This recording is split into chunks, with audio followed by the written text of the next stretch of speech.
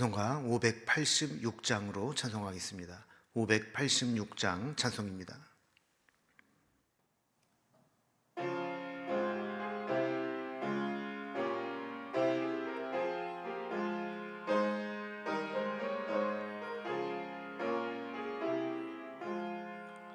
어느 민족 누구게나 결단할 때 있나니 참과 거짓 싸울 때에 어느 편에 설 건가. 주가 주신 새 목표가 우리 앞에 보이니 빛과 어둠 사이에서 선택하며 살리라. 고상하고 아름답다 진리 편에 서는 일. 진리 위에 억압받고 명예이익 잃어도 비겁한 자 물러서나 용감한 자 굳세게 낙심한 자 돌아오는 그날까지 서리라. 순교자의 빛을 따라 주의 뒤를 쫓아서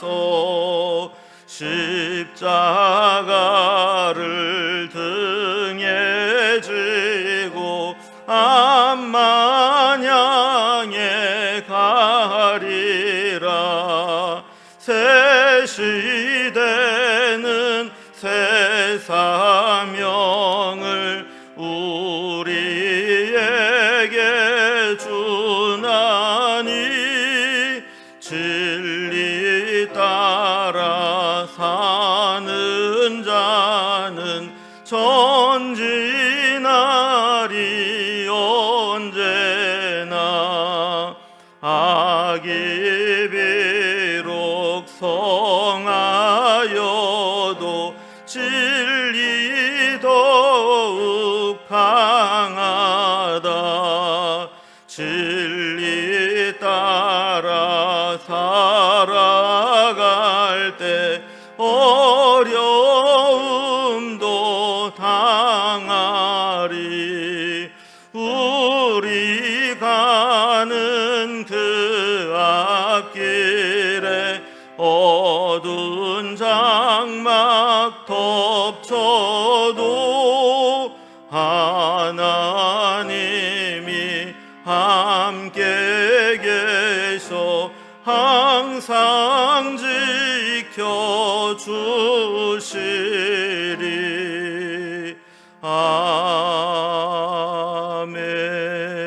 아멘. 하나님 말씀은 여호수아서 9장 1절에서 15절까지 말씀입니다. 여호수아서 9장 1절에서 15절까지 말씀을 제가 봉독하겠습니다. 이 일 후에 요단 서쪽 산지와 평지와 레바논 앞 대해 연안에 있는 헷사람과 아모리 사람과 가나안 사람과 브리스 사람과 히위 사람과 여부스 사람의 모든 왕들이 이 일을 듣고 모여서 일심으로 여호수아와 이스라엘에 맞서서 싸우려 하더라. 기브온 주민들이 여호수아가 여리고와 아이에 행한 일을 듣고 꾀를 내어 사신의 모양을 꾸미되 헤어진 전대와 헤어지고 찢어져서 기운 가죽 포도주 부대를 나귀에 싣고 그 발에는 낡아서 기운 신을 신고 낡은 옷을 입고 다 마르고 곰팡이 난 떡을 준비하고 그들이 길갈 진영으로 가서 여호수아에게 이르러 그와 이스라엘 사람들에게 이르되 우리는 먼 나라에서 왔나이다. 이제 우리와 조약을 맺읍시다 하니 이스라엘 사람들이 히위 사람에게 이르되 너희가 우리 가운데 거주하는 듯하니 우리가 어떻게 너희와 조약을 맺을 수 있으랴 하나 그들이 여호수아에게 이르되 우리는 당신의 종들이니이다 하매 여호수아가 그들에게 묻되 너희는 누구며 어디서 왔느냐 하니 그들이 여호수아에게 대답하되 종들은 당신의 하나님 여호와의 이름으로 말미암아 심히 먼 곳에서 왔사오니 이는 우리가 그의 소문과 그가 애굽에서 행한 모든 일을 들으며 또 그가 요단 동쪽에 있는 아모리 사람의 두 왕들 곧 헤스본 왕 시혼과 아스다롯에 있는 바산 왕 옥에게 행하신 모든 일을 들었음이니이다. 그러므로 우리 장로들과 우리 나라의 모든 주민이 우리에게 말하여 이르되 너희는 여행할 양식을 손에 가지고 가서 그들을 만나서 그들에게 이르기를 우리는 당신들의 종들이니 이제 우리와 조약을 맺읍시다 하라 하였나이다. 우리의 이 떡은 우리가 당신들에게로 오려고 떠나던 날에 우리들의 집에서 아직도 뜨거운 것을 양식으로 가지고 왔으나 보소서 이제 말랐고 곰팡이가 났으며 또 우리가 포도주를 담은 이 가죽 부대도 새 것이었으나 찢어지게 되었으며 우리의 이 옷과 신도 여행이 매우 길었으므로 낡아졌나이다 한지라 우리가 그들의 양식을 취하고는 어떻게 할지를 여호와께 묻지 아니하고 여호수아가 곧 그들과 화친하여 그들을 살리리라는 조약을 맺고 회중 족장들이 그들에게 맹세하였더라. 아멘. 이스라엘 백성들은 이제 요단강을 건너서 가나안 땅으로 들어오게 되었고 지난 시간까지 가나안 중부 지역을 점령하는 내용들을 살펴보았습니다. 그래서 6장부터 8장까지는 가나안 중부 지역을 점령한 내용입니다. 그래서 여리고, 아이, 베델 이런 성읍들이 가나안 중부 지역에 있었는데 그들을 이제 점령한 내용이 나오게 되고 이제 9장과 10장에서는 남부 지역을 점령하게 되는데 9장에서는 특별히 그 중간에 있었던 기브온과의 조약을 맺은 사건이 기록되어 있습니다. 그래서 1절 말씀에 보면 2일 후에라는 말씀으로 시작을 하는데 이것은 이제 중부 지역 점령을 마치고 남쪽으로 내려가려고 하는 그 때에 있었던 일이다. 이렇게 볼 수 있습니다. 그러니까 이 이스라엘 백성들이 가나안 땅에 들어와서 중부 지역을 점령한 그런 이제 소문이 가나안 땅 전체로 퍼져나가게 된 거죠. 그래서 한쪽에서는 연합전선으로 공동 대응하며 어떻게 여호수아와 이스라엘 백성들을 대항할 수 있을까 하는 연합전선이 형성되게 되었습니다. 그런데 그들 중에 기브온 사람들은 아무리 연합전선을 펼친다 할지라도 하나님이 함께 하시는 이스라엘을 이길 수 없다라는 생각을 했습니다. 그래서 그들은 화친을 맺으려고 하는데 어쩔 수 없이 거짓으로 자기네들은 가나안 사람이 아니고 멀리서 온 사람들인데 이미 이스라엘 백성들과 평화 조약을 맺으면 좋겠다 하는 거짓말을 하기로 이제 작정을 하고 왔습니다. 그래서 여호수아를 찾아가서 이렇게 거짓말로 평화 조약을 맺는데 성공하게 됩니다. 자, 이렇게 기브온과의 조약이 체결되는 장면을 오늘 다루고 있습니다. 오늘 본문의 내용을 단락별로 좀 구분을 해보면 먼저 1절과 2절에서는 이스라엘 백성들의 소문을 들은 가나안의 5 족속이 함께 결속을 해서 함께 연합전선을 펴는 내용이 기록되어 있습니다. 3절에서 13절까지는 그 와중에 기브온 사람들은 연합전선을 동맹하는 것을 거절하고 오히려 여호수아를 찾아와서 화친을 요청하게 되는 내용이 기록되어 있습니다. 그리고 14절과 15절은 그들의 이제 거짓말에 속아서 기브온 사람들과 이스라엘 백성들이 평화 조약을 체결하게 되는 내용이 기록되어 있습니다. 자, 그럼 먼저 이스라엘과 대항해서 결속하는 이 가나안 족속들의 이야기를 살펴보도록 하겠습니다. 자, 1절 말씀을 다시 보면 소위 가나안의 7 족속이라고 불리는 헷 족속, 아모리 족속, 가나안 족속, 브리스 족속, 히위 족속, 여부스 족속, 기르가스 족속의 이름들이 나오는 것을 보게 됩니다. 자, 이들은 서로 이제 흩어져 살면서 독자적으로 생활을 했지만 또 이렇게 필요에 따라서는 연합전선을 구축하기도 했습니다. 2절에 보면 이스라엘 백성들이 이제 요단강을 건너왔고 또 여리고와 아이성을 차례로 점령하고 이런 추세로 파죽지세로 밀고 올라오게 된다면 결국 다음에는 자기네들이 이스라엘에게 점령을 당할 수 있다라고 하는 위기감을 느끼게 됩니다. 그래서 가나안 7족속들은 서로 연합하고 군사적 동맹을 통해서 일심으로 이스라엘과 싸우려고 모이게 된 겁니다. 이들이 이렇게 군사적 동맹을 통해서 본격적으로 전쟁에 참여하게 되는 거죠.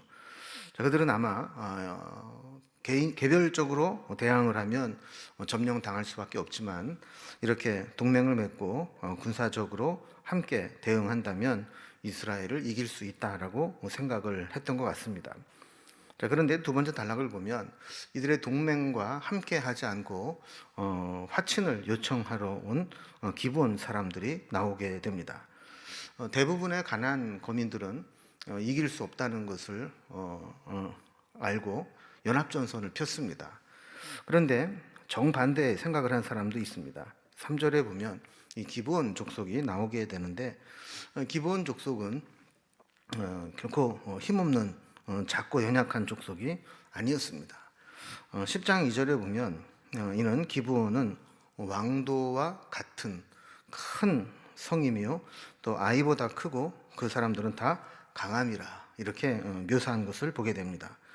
왕도라는 것은 왕의 도시라는 뜻으로 왕이 머무는 곳을 수도라고 하지 않습니까? 수도처럼 이제 다른 성읍에 비해 큰 성읍을 부르는 별칭이었습니다. 그리고 그 사람들은 강한 자들이라 그랬습니다. 그러나 그들은 가나안 족속들과 함께 싸우려고 생각하지 않았습니다. 이스라엘 백성들이 애굽에 있었던 일부터 들어보면 이 이스라엘 백성은 사람이 대항해서 이길 수 있는 그런 상대가 아니라는 것을 알았던 것이죠. 그래서 그들은 그들이 살 길은 오직 화친을 맺어서 평화 조약을 맺는 것밖에는 없다라고 생각을 합니다. 그래서 거짓으로라도 그들과 평화 조약을 맺으려고 했던 것이죠. 4절과 5절에 보면 저들은 가나안 족속이 아니라 멀리서 온 것처럼 그렇게 꾸며서 사신을 보내게 됩니다. 사실 위치로 보면 이 기브온은 아이성에서 조금만 더 밑으로 내려가면 있는 매우 가까이 있는 성입니다. 그런데도 불구하고 그들이 여호수아를 찾아갈 때는 헤어진 전대와 헤어진 또 찢어진 기운 가죽 포도주 부대를 나귀에 싣고 또 발에도 낡아서 기운 그런 신을 신고 낡은 옷을 입고 또 다 마르고 곰팡이가 난 그런 떡을 준비하고 길갈 진영으로 가서 여호수아를 만나러 가게 됩니다. 한마디로 아주 먼 지역에서 오랜 시간 동안 오면서 그렇게 세월이 흐르고 또 모든 기구들이 낡아진 것처럼 그렇게 꾸며서 찾아온 겁니다. 그리고 6절 뒷부분에 보면 우리는 먼 나라에서 왔나이다. 이제 우리와 조약을 맺읍시다. 이렇게 하면서 화친을 요청했습니다. 7절에 보면 이스라엘 사람들이 그 사람들을 딱 보면서 히위 족속들에게 이야기했다. 이렇게 이야기를 합니다. 그러니까 이들을 히위 족속이라고 부른 것은 기브온에 사는 사람들이 가나안 7족속 중에 히위 사람들이었기 때문입니다. 그들에게 이렇게 이야기를 합니다. 너희 생긴 걸 보니까 히위 족속 같은데 그래서 우리 가운데 거주하는 듯한데 우리가 어떻게 가까이 있는 가나안 사람이 너희와 조약을 맺을 수 있느냐 이렇게 이야기를 합니다. 그러니까 저들이 보기에는 이렇게 낡은 것으로 꾸미고 와서 멀리서 온 것처럼 꾸몄지만 가만히 보면 가까이 사는 가나안 사람과 같다라는 거예요. 그래서 우리는 가나안 사람과는 동맹을 맺을 수 없다 이런 이야기를 한 거죠. 이스라엘 백성들 가운데는 비교적 그 상황을 잘 알 수 있는 사람이 있었던 것 같습니다. 그래서 의심을 하고 확인을 하려고 한 거죠. 자, 그러자 8절에 보면 그들은 우리는 당신의 종들이니이다 하면서 우리를 종으로 받아줄 것을 부탁합니다. 여호수아도 좀 미심쩍은 게 있었든지 다시 재차 물어보며 확인을 합니다. 도대체 너희는 누구며 어디서 왔느냐 이렇게 물어보게 되는 거죠. 그러나 9절 말씀을 계속해서 보면 기브온 사람들은 계속해서 자신들이 얼마나 멀리서 왔는지 그 사실만 피력합니다. 그리고 그들은 하나님이 애굽에서 행하신 모든 일들을 들었다라고 이야기를 하죠. 그래서 10절에 보면 자신들은 멀리서 이 요단 동편에 있었던 일들에 대한 소문을 들었다 그러면서 11절에 보면 이 소문을 듣고 그 자기네 나라의 대표인 장로들과 주민들이 자신들을 대표로 보내서 화친의 조약을 맺고 오라 그래서 왔다라고 이야기를 합니다. 12절에 보면 그들이 이제 출발할 당시에 막 구워서 이렇게 따뜻한 뜨거운 양식을 가지고 출발을 했는데 얼마나 멀리서 왔으면 그 떡이 다 말라서 지금 곰팡이가 생기고 그럴 정도가 됐다고 이야기를 하죠. 또 13절에 보면 그들의 입은 이 포도주 가죽 부대와 또 옷과 신발 이런 것들을 다 보여주면서 우리가 얼마나 멀리서 긴 여행을 다 왔으면 새 옷을 입고 왔는데 다 이렇게 헤어졌느냐 이렇게 이야기를 합니다. 어떻게 보면 우리는 그 기브온 사람들이 거짓말로 속여서 온 것은 옳다고 볼 수만은 없습니다. 그러나 그들이 이스라엘 백성들 뒤에 하나님이 계신 것을 알고 또 하나님께 대항하지 않으며 또 구원받기를 사모하는 마음 또 구원을 얻기 위해서 이렇게 자신들이 할 수 있는 최대한의 노력을 하는 모습은 그냥 비난만 할 수는 없습니다. 이걸 보면 뜻하지 않은 곳에서 하나님의 구원을 바라고 구원에 참여하기를 사모하는 자들이 있다는 것을 보게 됩니다. 어쩌면 우리 주변에도 우리가 예수님을 전하기만 한다면 하나님께 마음을 향하고 믿음을 가질 준비를 하고 있는 자들이 얼마든지 있을 수 있다라는 거죠. 자, 그들이 만약에 주님께로 돌아오려고 한다면 기꺼이 환대하면서 주님께로 인도해야 될 것입니다. 어쨌든 이렇게 여호수아를 찾아가서 속임수로 화친을 요청했을 때 세 번째 단락을 보면 여호수아는 그들과 평화 조약을 체결하게 됩니다. 어떻게 보면 이스라엘 입장에서 보면 큰 실수였습니다. 14절과 15절에 보면 기브온 사람들이 가지고 온 양식을 보고 그들은 그 이야기가 사실이라고 알고 하나님께 묻지도 아니하고 화친하여 조약을 맺고 맹세까지 해버렸습니다. 지금까지 하나님께서 주신 말씀 중에서 멀리서 화친을 맺고자 찾아오면 어떻게 하라라는 말씀은 없었습니다. 그러나 하나님께 물으려고 하지 않고 그래 멀리서 왔다니까 그러면 화친을 맺자 이렇게 해버린 거죠. 우리도 사실 살다 보면 복잡하고 아주 다양한 독특한 상황들을 만날 때가 있는데 우리가 아무리 성경대로 살려고 해도 성경에 그런 과거에 없었던 상황들이 빚어지게 될 때 어떻게 하라라는 해답이 있지 않을 수가 있습니다. 그럴 때는 어떻게 해야 될까요? 그럴 때는 하나님 앞에 기도하면서 하나님의 뜻이 무엇인가를 물어보아야 합니다. 만약에 여호수아가 이런 상황에서 하나님의 직접적인 명령은 없었지만 멀리서 이렇게 화친을 맺으러 온다면 어떻게 해야 되나요? 라고 물어보았다면 하나님은 어떠한 방식으로든 여호수아에게 가르쳐 주셨을 겁니다. 그런데 여호수아는 그만 방심해 버리고 만 거죠. 우리는 오늘 이제 본문을 통해서 아주 중요한 교훈을 얻게 됩니다. 기브온 사람들의 지혜를 또 엿볼 수 있고 또 반대로 여호수아와 이스라엘 백성들의 실수를 또 보게 됩니다. 기브온 사람들은 가나안 다른 족속들이 군사 동맹으로 하나님 백성들을 대적하려고 할 때 거짓 조약을 맺어서라도 살 길을 찾아야 되겠다 하는 지혜가 있었습니다. 물론 윤리적인 입장에서 보면 거짓말을 하고 살기 위한 거짓말이라 할지라도 거짓말하는 것 자체는 용납할 수 없다라고 생각할 수 있지만 그들은 오직 하나님과 함께하는 자들을 대적해서 이길 수 없음을 알고 항복하고 들어와서 종이 되어서라도 살아야 되겠다 하는 그런 지혜를 엿보게 됩니다. 자, 반대로 이스라엘 백성들의 입장에서 보면 여호수아를 비롯해서 사람의 말만 믿고 하나님께 기도하거나 물어보지 않고 급하게 결정한 것, 그래서 죄악을 맺은 것은 경솔함에 있다라는 겁니다. 이스라엘은 이제 아이성 전투에서 이미 하나님께 묻지 않고 하나님의 허락 없이 교만하게 덤벼들었다가 1차 전쟁에서 패하고 낭패를 본 적이 있습니다. 그런데도 그들은 아직 이런 이제 인간적인 판단과 또 생각을 우선적으로 의지해서 하나님께 구체적으로 묻지 않고 하나님의 허락을 받는데 아직 익숙하지 않은 모습을 보게 됩니다. 우리에 있어서 우리가 상황을 판단하고 분별하는 것보다 더 중요한 것은 하나님께 묻는 것이고 또 하나님의 뜻에 순종하는 겁니다. 그래서 여호수아가 이 저지른 이 실수는 우리도 너무 쉽게 할 수 있는 실수입니다.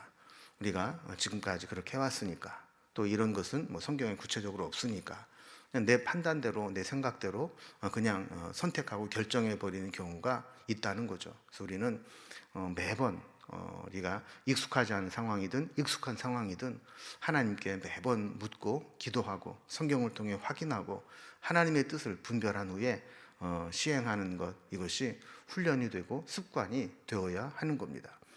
우리가 작년까지 익숙하게 해왔다고 해서 금년에도 똑같이 작년처럼 하면 된다라는 보장은 없습니다. 하나님은 그것보다는 늘 해오던 것이라 할지라도 하나님께 묻고 기도하고 응답받기를 원하시는 거죠.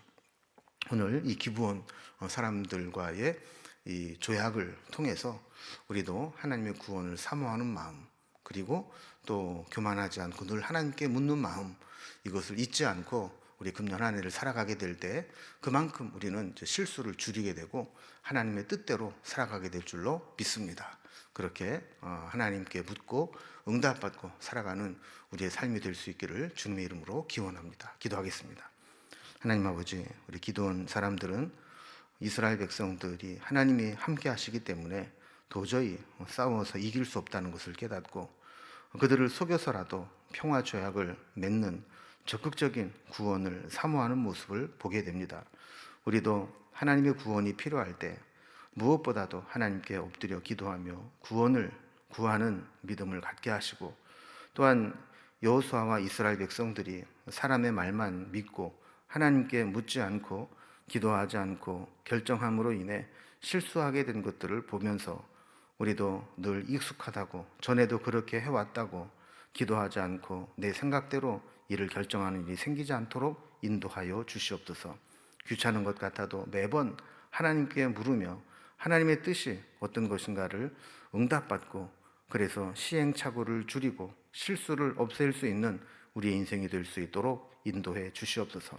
금년 한 해 동안 하나님의 구원을 사모하며 늘 하나님께 묻고 응답받으며 한 걸음 한 걸음 나아가는 우리의 삶이 될 수 있도록 인도해 주시옵소서. 오늘도 우리의 발걸음을 인도하실 주님을 바라보며 예수님의 이름으로 기도드리옵나이다. 아멘. 이제 각자 기도 제목들로 자유롭게 기도하시겠습니다.